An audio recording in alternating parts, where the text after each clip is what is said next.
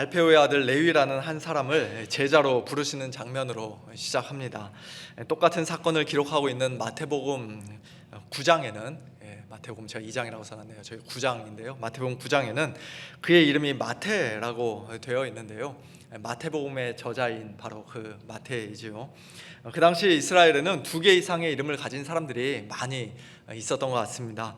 시몬이 게바 또는 베드로라고 불리고, 마가복음의 저자인 마가는 요한이라고도 불리며, 또 사울이 바울이라고도 불리는 것처럼 레위와 마태 역시도 동일한 사람이 가지고 있던 2개의 서로 다른 이름이었습니다. 여기 미국에 사는 저와 여러분도, 또 우리 자녀들도 대부분 다 한국 이름 따로, 영어 이름 따로 그렇게 가지고 있지 않습니까? 심지어는 호적상의 이름 따로, 실제로 사용하는 이름 따로, 특별한 사람들에게만 불리는 별명이나 애칭 따로 그렇게 여러 개의 이름을 가진 분들도 계실 것입니다. 그런 것처럼 레위는 마태라는 이름도 가지고 있었던 것이에요. 마가복음 3장에는 12제자의 이름이 쭉 기록되어 있는데요, 그 목록에는 레위라는 이름 대신 마태라는 이름이 쓰인 것을 볼 때 하나님의 선물이라는 뜻을 가진 마태라는 이 이름은 어쩌면 예수님이 시몬에게 반석이라는 뜻의 베드로라는 이름을 나중에 주셨던 것처럼 레위에게 나중에 새롭게 붙여주신 이름인지도 모르겠습니다. 어쨌든 중요한 것은 레위 또는 마태라는 그 이름 자체가 아니라 사실 세리라는 그의 직업이었습니다. 그 당시 세리들에 대한 사람들의 평가와 사회적인 인식이 어땠는지는 우리 성도님들도 이미 다 잘 아실 것이라 생각하는데요. 오늘날의 IRS에서 일하는 연방 공무원이나 또 열심히 공부해서 시험에 통과해야만 그 자격증을 받을 수 있는 CPA 같은 사람들과 우리가 비교해서는 안 될 것입니다. 전혀 다른 부류이지요. 현대 사회에서 그런 직업들은 윤리적으로 아무 문제가 없고 오히려 사람들의 부러움의 대상이 되는 그런 직업이기도 합니다만, 예수님 당시의 세리들은 그야말로 사람들의 손가락질과 천대와 멸시를 한 몸에 받았던 그런 사람들이었습니다. 세리들은 주로 유대인이었는데요, 로마의 압제를 받는 자기 동족에게 세금을 징수해서 로마에게, 또는 로마가 유대 땅에다 세워놓은 분봉왕에게, 헤롯에게 그 세금을 갖다 바쳤기 때문에 사람들은 그들을 종종 로마와 협력하는 배신자로, 매국노로 생각을 했습니다.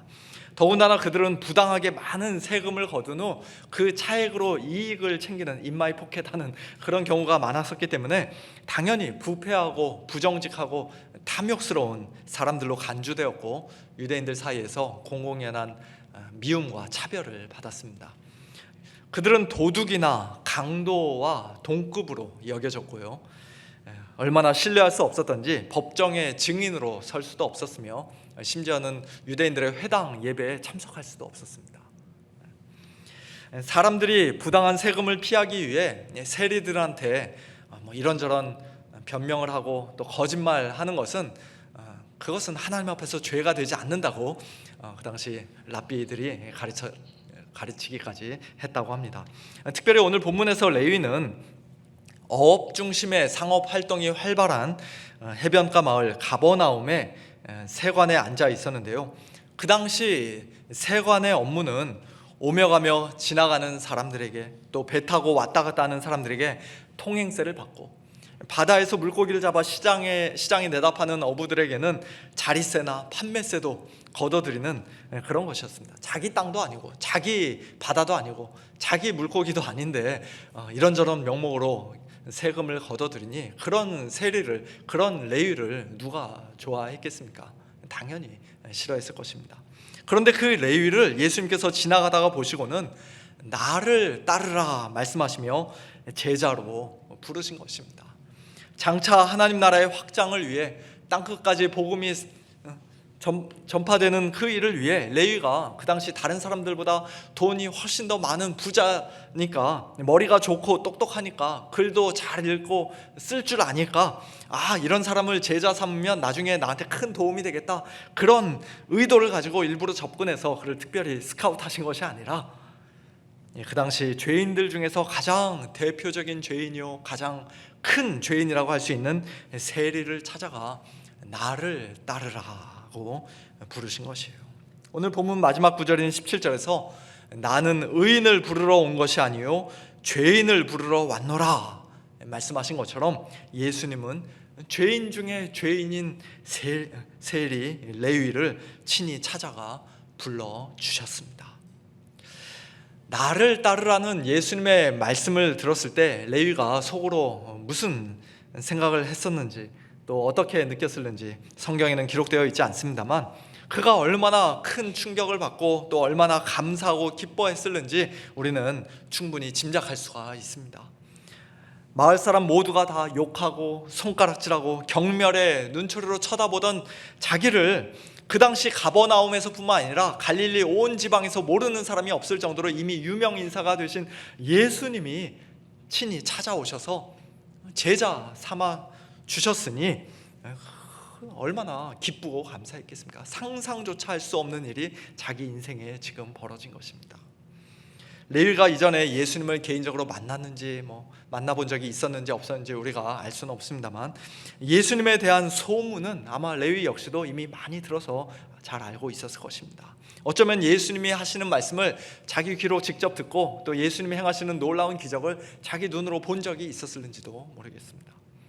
오늘날 우리가 예수님에 대해서 알고 있는 많은 것들을 그가 그 당시에는 당연히 다 알 수 없었겠지만 그러나 적어도 예수님을 신뢰하고 예수님을 따라갈 수 있을 만큼의 그 믿음이 그에게는 어느새 생겼던 것을 우리가 오늘 본문 말씀을 통해 보게 됩니다. 그래서 그는 나를 따르라는 예수님의 부르심에 조금도 망설이지 않고 전혀 의심하지 않고 이리저리 재보지 않고 나 같은 사람이 어떻게 감히 그런 말 하지 않고 예수님을 즉각적으로 따라갔던 것이에요. 즉각적으로 순종했던 것입니다. 나를 따르라 하시니 일어나 따르니라. 그것이 전부였습니다. 누가복음 5장에서는 나를 따르라 하시니 그가 모든 것을 버리고 일어나 따르니라 그렇게 기록되어 있는데요. 말 그대로 모든 것을 버리고 돈 많이 버는 그의 안정적인 직업을 버리고 멋지게 폼나게 앉아있을 수 있는 그 의자도 버리고 또 지금까지의 부끄럽고 죄악된 삶도 미련 없이 버리고 그는 자리를 박차고 일어나 예수님을 따라갔습니다. 얼마 전 예수님의 부르심을 먼저 받았던 4명의 어부들 베드로와 안드레, 야고보와 요한의 반응과 완전히 똑같지 않습니까? 나를 따라오라 내가 너희로 사람을 낚는 어부가 되게 하리라 말씀하시며 예수님께서 그들을 부르셨을 때 그들은 곧 그물을 버려두고 심지어는 자기 아버지를 품꾼들과 함께 배에 버려두고 예수님을 따라갔었는데요. 레위도 똑같은 반응을 보인 것을 오늘 우리가 보게 됩니다. 예수님을 따르는 제자들에게는 언제나 그와 같은 단호한 결단이 요구된다는 것이에요. 예수님을 따르는 것과 이 죄악된 세상에 그냥 머물러 있는 것, 하나님을 사랑하고 섬기는 것과 이 세상을 사랑하고 재물을 섬기는 것, 예수님을 따르기 위해 모든 것을 버리는 것과 이 세상에서 하나라도 더 많이 소유하고 누리기 위해 탐욕을 부리는 것, 남은 인생 하나님의 나라를 위해 사는 것과 나 자신의 왕국을 건설하며 살아가는 것, 그 둘 중에 하나를 선택해야지 결코 양다리를 걸칠 수는 없다는 것입니다. 세리 레위는 그 둘 중에서 가장 좋은 편을 선택했습니다.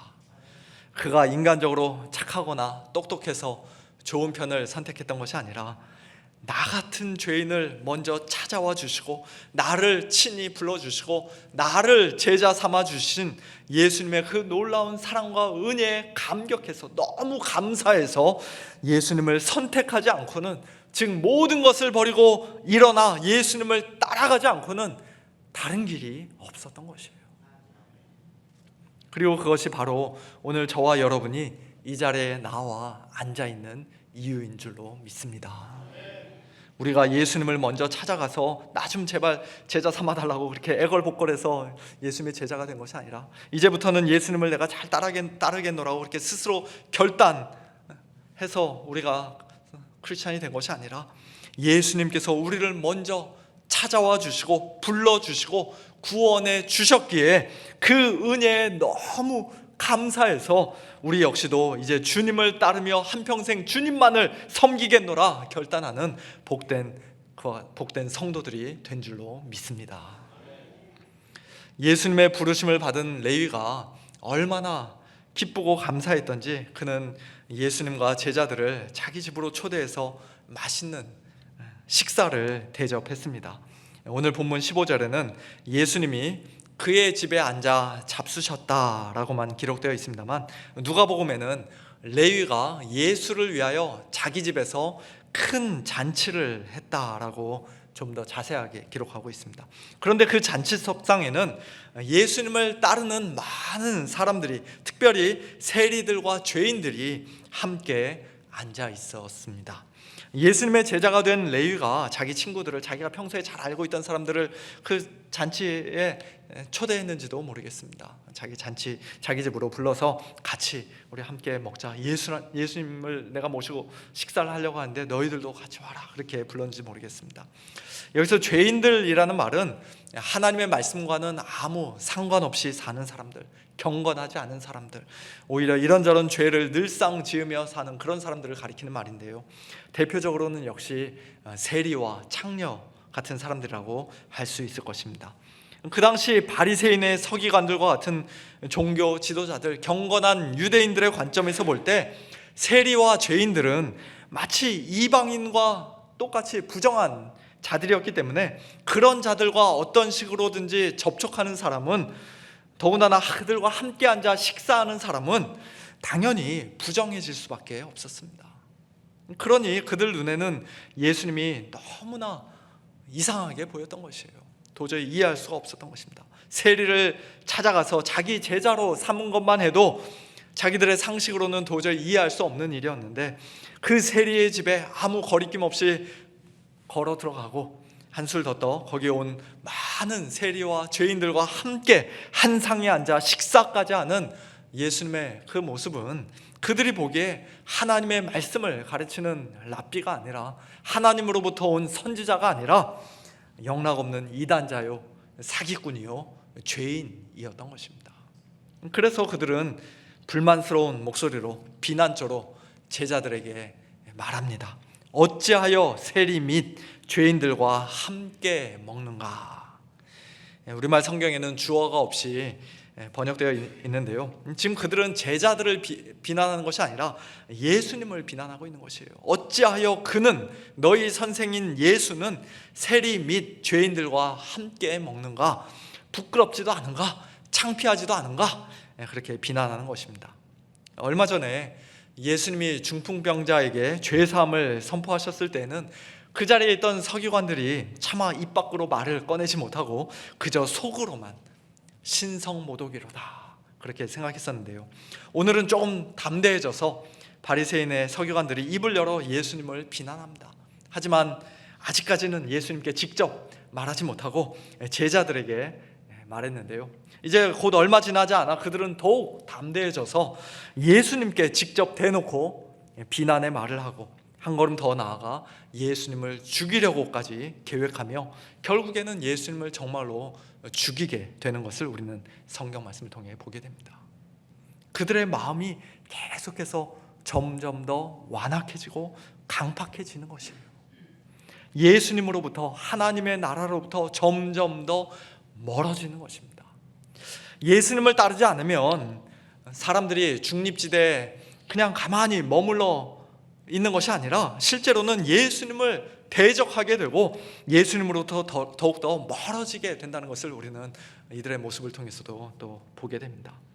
오늘 본문에서도 레위를 비롯하여 많은 세리와 죄인들은 예수님과 함께 앉아 식사하면서 마치 천국잔치에 참여한 것과 같은 큰 기쁨을 누리고 맛보고 있는데, 유대 종교 지도자들은 그 잔치가 벌어지는 것을 그저 멀찍이 떨어져서 구경만 하고 비판만 할 뿐 그 잔치의 즐거움에 대해서는 전혀 알지 못하는, 그 잔치의 즐거움에 직접 참여할 수는 없는 그런 비참하고 불쌍한 사람들이었습니다. 마태복음 8장을 보면 예수님께서 이방인인 백부장의 간구를 들으시고 그의 하인을 고쳐주신 장면이 기록되어 있는데요, 예수님께 대한 그 백부장의 놀라운 믿음을 보신 예수님은 그를 칭찬하시면서 이스라엘 중에 이와 같은 믿음을 본 적이 없다, 그렇게 칭찬하시면서 이런 말씀을 하셨습니다. 동서로부터 많은 사람이 이르러 아브라함과 이삭과 야곱과 함께 천국에 앉으려니와 그 나라의 본 자손들은 바깥 어두운 데 쫓겨나 거기서 울며 이를 갈게 되리라. 아브라함의 자손이라고 스스로 자부하며 모세 율법을 통해 자기 의를 열심히 쌓았던 유대인들은, 오늘 본문에 나오는 이 바리새인의 서기관 같은 자들은 하나님 나라에 들어가지 못하고 쫓겨날 것이지만, 오히려 그들에게 부정하다고 더러운 죄인이라고 멸시받던 이방인들은, 동서로부터 오는 많은 사람들은 믿음의 조상 아브라함과 함께 이삭과 야곱과 함께 천국 잔치에 참여하게 될 것이라는 말씀입니다. 오늘 본문에서의 상황이 마치 예수님의 그 말씀을 그림처럼 아주 생생하게 잘 보여주고 있지 않습니까? 예수님께서 세리들과 죄인들과 함께 집 안에서 즐거운 잔치를 벌이고 있는 동안 바리새인의 서기관들은 그 모습을 보며 예수님을 향해 분노하면서 이를 갈았습니다. 어찌하여 저 사람은 저 부정한 세리들과 함께 더러운 죄인들과 함께 같이 앉아 밥을 먹는단 말인가? 그들의 그와 같은 말을 들으신 예수님은 17절에서 그들에게 이렇게 말씀하십니다. 건강한 자에게는 의사가 쓸데없고 병든 자에게라야 쓸데있느니라.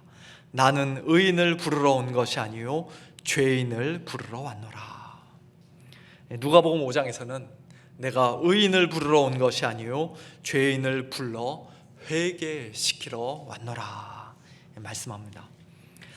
예수님의 이 말씀에서 건강한 자와 의인이 서로 같은 부류의 사람들이고, 병든 자와 죄인이 또 서로 같은 부류의 사람들이라는 것을 우리는 알 수가 있습니다. 건강한 자가 굳이 의사를 만나봐야 할 필요성을 전혀 느끼지 못하는 것처럼, 당신 정말로 건강한지 내가 어디 한번 진찰해 주겠습니다, 의사가 그렇게 말해도 나는 괜찮다고, 당신 도움 따위는 필요 없다고, 그렇게 스스로 건강하다고 생각하는 사람은 그 의사의 제안을 거절하는 것처럼, 의인은 하나님 앞에서 진짜로 의인이 아니라 자기 자신을 스스로 의롭다고 여기는 이 바리새인 같은 사람들, 서기관 같은 사람들은 죄인들의 구주로 이 땅에 오신 예수님의 부르심에 응답하지 않고 예수님을 따르지도 않는다는 것입니다. 거꾸로 말하면 자기가 병든 것을 이미 잘 알고 그것 때문에 큰 고통을 받고 있는 환자만이 자기의 그 병을 고쳐줄 수 있는 실력 좋은 의사를 간절히 찾고 사모하는 것처럼, 의사 선생님이 나를 고쳐주지 않으면 나는 이제 꼼짝없이 죽는구나, 그런 절박한 심령으로 의사에게 자신의 병든 몸을 내어 맡기고 그 의사를 전적으로 신뢰하는 것처럼, 오직 죄인만이 하나님 앞에서 자기가 큰 죄인이라는 사실을 분명히 깨닫고 회개하는 죄인만이 그 죄의 문제를 자기 스스로의 힘으로는 도저히 어떻게 해결할 수 없다는 사실을 겸손히 인정하며 하나님의 도우심을 간구하는 죄인만이 죄인의 친구요 영혼의 의사이신 예수님의 부르심에 믿음으로, 기쁨으로, 감사함으로 응답하게 된다는 것입니다. 사랑하는 성도 여러분, 오늘 저와 여러분은 이 둘 중에서 과연 어느 부류에 속한 사람들입니까? 너무 건강해서 의사가 필요 없는 의인입니까?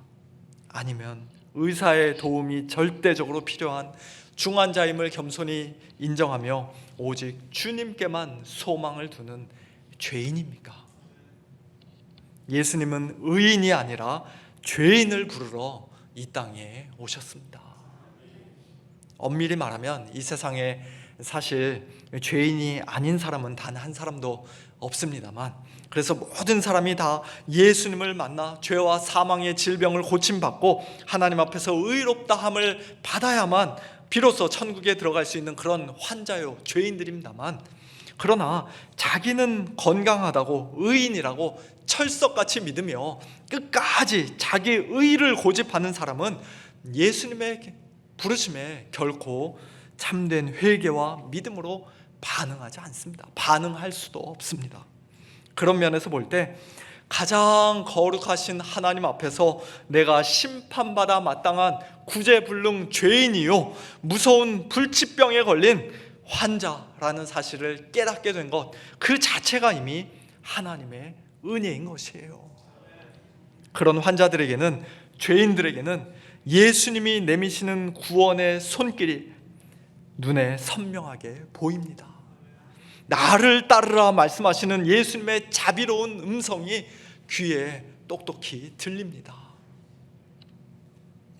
수고하고 무거운 짐진 자들아 다 내게로 오라, 내가 너희를 쉬게 하리라. 그와 같은 예수님의 말씀에 아멘 큰 소리로 화답하면서 예수님께 달려가게 됩니다. 주님, 제가 바로 그 수고하고 무거운 짐을 진 자입니다. 저의 몸과 영혼이 지금 심히 병들어 있습니다. 저의 죄의 짐이 너무나 무겁습니다. 저를 치료해 주시고 저를 구원해 주시고 저에게 참된 쉼과 안식을 주십시오. 그렇게 예수님께 두 손 들고 항복하며 나가게 됩니다. 그리고 그와 같은 참된 회개와 믿음으로 하나님의 전적인 은혜로 예수님께 나오는 자들을 예수님은 내가 결코 내쫓지 아니하리라 약속해 주셨습니다. 사랑하는 성도 여러분, 이것이 바로 복음 아닙니까? 미쁘다 모든 사람이 받을 만한 이 말이요, 그리스도 예수께서 죄인을 구원하시려고, 의인이 아니라 죄인을 구원하시려고 세상에 임하셨다 하였도다.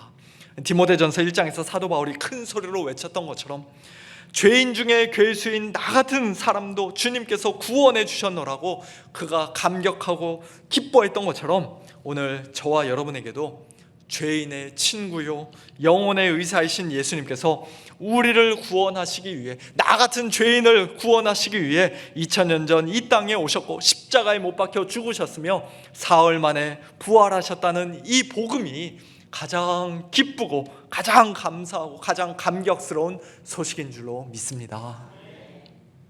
교회는 바로 이런 죄인들이 함께 모여 있는 곳입니다.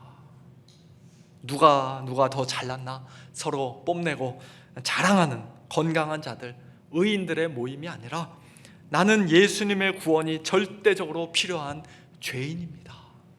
이 죄의 질병을 예수님이 고쳐주셔야만 비로소 살 수 있는 중환자입니다. 겸손히 인정하는 자들만이 교회의 정식 회원이 될 수 있는 자격이 있습니다. 참 이상하지 않습니까? 코스코나 샘스클럽 같은 데는 연회비 얼마 내면은 아무나 다 회원이 될 수 있는데, 교회는 억만금을 준다 해도 결코 돈으로 그 멤버십 카드를 만들 수 없습니다. 살 수 없습니다. 유명한 연예인이나 심지어 대통령이 와도 절대 안 만들어줍니다. 오직 죄인들에게만, 회개하고 복음을 믿는 죄인들에게만 그 회원 자격이 주어지는 곳이 바로 교회인 것이에요. 그러므로 우리는 교회 안에서 병자들과 죄인들을 볼 때마다 조금도 놀라거나 시험에 들 필요가 없습니다. 오히려 너무나 당연한 일로 생각해야 합니다. 냄새나는 홈리스도, 온몸에 문신을 한 왕년의 깡패나 조폭도, 오랜 세월 알코올 중독, 마약 중독으로 찌들었던 사람도 얼마든지 교회에 나올 수 있습니다. 아멘이지요. 그분들도 교회에 나와야죠. 사회적으로 큰 범죄를 저질러서 감옥에 갔다 온 사람도 교회에 나와서 예배 드릴 수 있습니다. 공화당을 지지하든 민주당을 지지하든 그들이 죄인인 이상 모두가 다 똑같이 교회에 나올 수 있습니다. 세리와 창녀도, 심지어는 동성애자도 교회에 나올 수 있습니다. 만일 우리가 우리 자신의 지난날 모든 죄악된 삶을 우리 스스로의 힘으로 먼저 깨끗이 청산한 다음에야 비로소 교회에 나올 수 있는 것이라고 한다면, 우리에게 그런 능력이 있다면 예수님이 도대체 왜 우리에게 필요하겠습니까? 그런 능력이 없으니까, 자기 자신을 고칠 수 없고 스스로를 구원할 수 없으니까 우리가 교회에 나와 하나님의 말씀을 듣는 중에 반드시 예수님을 만나야만 하는 것 아니겠습니까? 물론 참된 회개와 믿음으로 세례받지 않은 자들은 교회의 정식 회원이 될 수 없습니다만, 아직 믿음이 없다 할지라도 이런저런 모양의 죄인들이 교회에 나와서 앉아있는 그것을 우리는 조금도 불쾌하게 생각하거나 그들을 경계의 눈초리로, 심지어는 경멸의 눈초리로 쳐다봐서는 안 됩니다. 오히려 그들도 언젠가는 우리처럼 예수님을 믿게 되기를, 천국잔치에 함께 참여하는 복된 성도가 될 수 있기를 간절히 기대하고 소망하면서 그들을 위해 기도하면서 끝까지 인내와 사랑으로 대해 주어야 합니다. 교회 안에서 정말로 문제가 되는 사람은 자기가 죄인이라는 사실을 자기 자신도 알고 남들도 다 아는 그런 사람들이 아니라 오히려 자기를 의롭고 경건하다고 여기는 바리새인 같은 사람들입니다. 교회 안에서 이 사람은 이게 마음에 안 들고 저 사람은 저게 마음에 안 들고 사사건건 다른 사람들 향해 손가락질하고 정죄하면서 저 사람만 없으면 우리 교회가 더 좋은 교회라고 이 지역사회에서 평판이 날 텐데 참, 그렇게 공공연히 말하면서 결국에는 자기가 가장 옳고 항상 옳다고 생각하는 사람들이 사실은 제일 큰 문제입니다. 그들은 비록 몸은 교회 안에 들어와 앉아 있지만 입술로는 예수님을 믿노라 고백하고 일찍이 세례도 받았지만 여전히 자기 자신의 알량한 의를 붙들고 의지하고 자랑하는 자요, 자기에게는 구원자와 의사이신 예수님이 솔직히 필요 없다고 생각하는 아주 교만한 사람들의 가능성이 큽니다. 바리새인과 같은 사람들.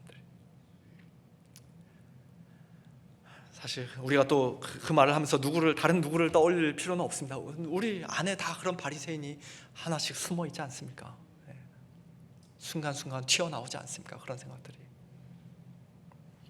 세리들과 죄인들에게도 구원이 임하게 된 것을 함께 기뻐하고 그들을 축하해 주며 예수님께 감사하기는커녕 어찌하여 세리 및 죄인들과 함께 먹는가, 자기 자신의 좁은 생각과 인간적인 기준으로 예수님을 함부로 판단하고 정죄했던 유대의 종교 지도자들처럼 교회 안에서 다른 사람들을 함부로 비난하고 손가락질하고 심지어 경멸하기까지 하는 우리 자신의 모습을 발견할 때마다 우리는 소스라치게 놀라며 하나님 앞에서 진심으로 회개해야 합니다. 하나님, 저를 불쌍히 여겨주십시오. 제 안에 이 바리새인의 모습이 아직도 남아 있습니다. 주님, 저를 고쳐주십시오.